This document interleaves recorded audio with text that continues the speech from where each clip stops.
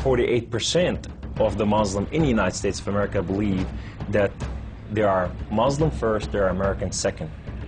Our purpose is to change this culture because they're infidel, and what they're doing is not pleasing to Allah, and we are the soldier of Allah who will make them do it. Kamal Salim was born in Lebanon to a devout Muslim family.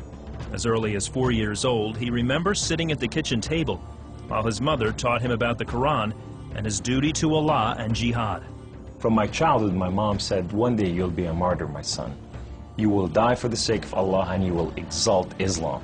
She said, if you kill a Jew, my son, your hand will light up before the throne of Allah, and the host of heaven will celebrate what you have done. Kamal was 7 when his parents sent him to Muslim training camps to learn to use weapons and engage and kill the enemy. The boys were also taught another, more subtle form of warfare. We were training for what's called culture jihad, which is shifting cultures. Culture jihad is, it's unlike the sword, unlike the rifle, it is the jihad that will come into your world. By his 20s, Kamal was chosen to wage cultural jihad on America. In Islam, liberty, freedom, monarchy, all these are idols, and these must be brought down. So the liberty that you have in the United States of America, it's anti-Islam, you know, so America must be changed. So I moved to the Bible Belt specifically. The Bible Belt was the strongest of strongest. That's where the stout Christians are. And I want to take on the best of the best because I considered myself as a sword of Islam. I thought, I'm anointed, I'm unique, I'm selected, I'm coming to a country and a culture to change it, and I have the power of Allah with me. In the early 1980s, Kamal entrenched himself in a small Midwestern town. He began targeting men from poor neighborhoods to recruit them to the Muslim faith. But one afternoon, his life would be in the hands of those he hated the most. I was going from one place to another to do a recruitment, and that day I had a car wreck.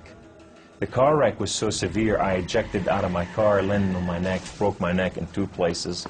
This man came running to me, and he said, don't worry, we're going to take care of you, and everything's going to be all right.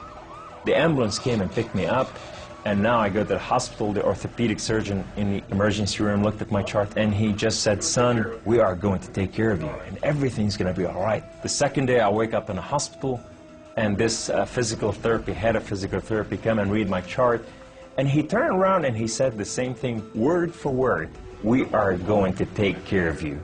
At first, Kamal was frightened by their words, because these men were all Christians. You see, in terrorism, if they said we're going to take care of you, you'd better run. Surgeries to repair Kamal's broken neck were successful, but recovery would take weeks. After being discharged from the hospital, he would need someone to care for him while he recuperated. Kamal had no one, so the orthopedic surgeon opened up his own home to this stranger. In his home, they put me in their choicest room, and the most beautiful thing, I became like part of their family. They didn't see me any different, and now they have a basket that says for Kamal. They put in money to free my bills from the hospitals. Kamal was overwhelmed with the outpouring of Christian love. As he recovered, he began to help out around the house with cooking and cleaning. They have Jewish friends, they came from Israel, that they support, you know. And now I'm hugging Israelis and I'm cooking for Jews.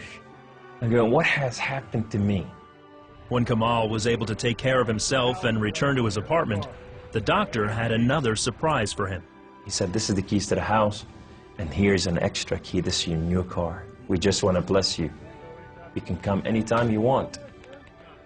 So I go to my home, and I go to my cold place that I have been there in months, and the dust is this thick.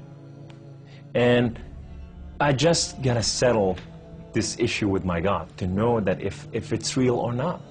So I walk inside, I shut the door, I go right in the eastern window, and I fall on my knees, and I put my hands to the heavens, and I cry up to my God.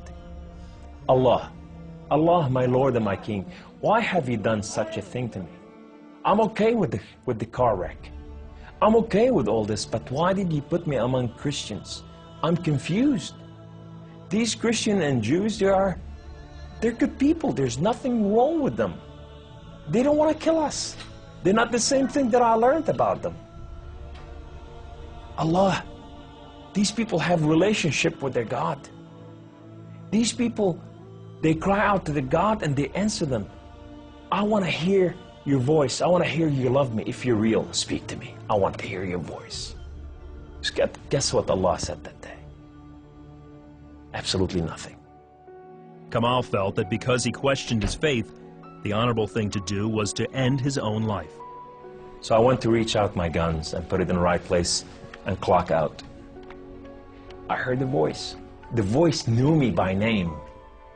He said, Kamal, Kamal, Kamal, why don't you call on God of Father Abraham and Isaac and Jacob? And now I fell on my knees and I put my hands to the heavens immediately as I heard the voice, and I cried out with every fiber within me, God the Father Abraham, if you are real, would you speak to me? God the Father Abraham, if you are real, I want to know you. Well, God the Father Abraham came to the room, and he filled the room with his glory, and his name was Yahweh.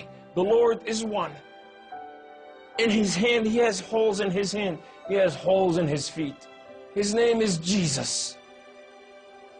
I said to him, who are you, my Lord? Who are you? He said, I am that I am. I said, I'm a simple man with a simple mind. What is that supposed to mean? He said, I am the Alpha. I am the Omega. I am the beginning. I am the end. I am everything that is in between. I have known you before I formed the foundation of the earth. I have loved you before I formed you in your mother womb. Rise up, Kamal. Kum, you are my warrior. You are not their warrior. And I said to him, I said, my Lord, I will live and die for you. He said, do not die for me. I died for you that you may live. That day, instead of taking his life, Kamal gave it to Jesus. He now has a new mission and travels the country challenging Muslims to question their allegiance to Allah. My heart desire is to reach out for my brothers and sisters, the Muslim out there, 1.5 billion Muslim, that they are living out there and they have not tasted freedom, and that freedom in God. It's been over 20 years since Kamal left the Islamic faith, and even threats of violence and death cannot stop him from sharing his story. He is real. You know, and if you never experienced God before in your life, if you never tasted God, and if you think you got nothing to lose, when you're sitting in your home, whether you're a Muslim or a non-Muslim or a non-Christian or whatever you are, say, call on God of Father Abraham and Isaac and Jacob, and you say, if you are real, speak to me, I want to hear your voice.